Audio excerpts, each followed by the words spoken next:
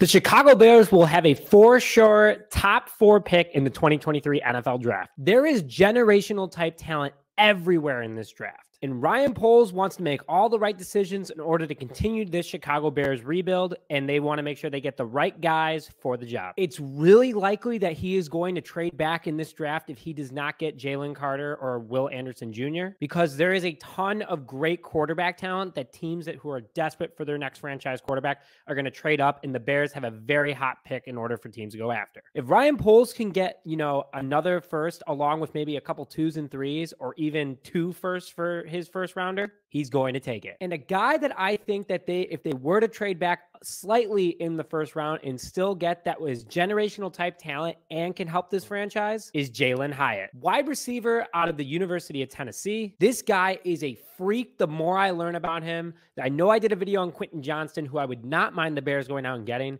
but Hyatt, I'm telling you, he is the real deal. Today, I'm going to give you a quick rundown on Hyatt and what he can do for the Chicago Bears. Please make sure to hit that like button on this video. If you like my videos, please hit the subscribe button as well and share your thoughts on what you think. We always post Chicago Bears and Chicago sports content as a whole, and we'd love to keep hearing from you guys. So let's get into Jalin Hyatt. Wide receiver from the University of Tennessee, 6 foot, 180 pounds. Not a big wide receiver, but the guy is an absolute athletic freak. Junior at 21 years old, from Irmo, South Carolina. Could be the missing wide receiver 1 that the Chicago Bears have been looking for, and a big upgrade for Justin Fields as a target. So let's break down his stats a little bit from the 2022 season. He had 67 receptions for 1,267 yards. That is 16.3 yards per catch, and he had 9 touchdowns.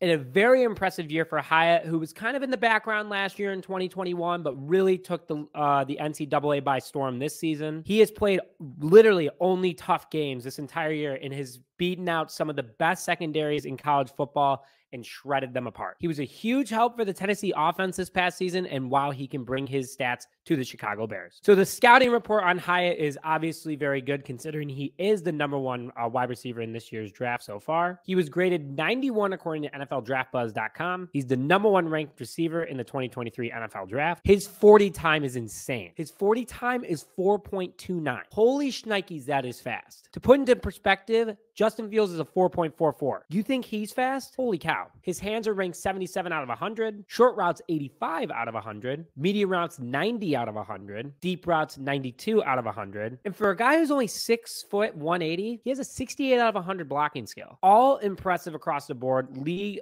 top 5 for all his group, but he is the overall best wide receiver in the draft. So why him? He is an upgrade at the slot. With his size, he's probably not going to be an outside wide receiver, more of a slot guy, which nothing wrong with that. The Bears could definitely use it. He could be a Deebo Samuel type player, not the biggest guy in the league, but on top of it, he's got crazy speed, crazy football smarts, has great vision on the field.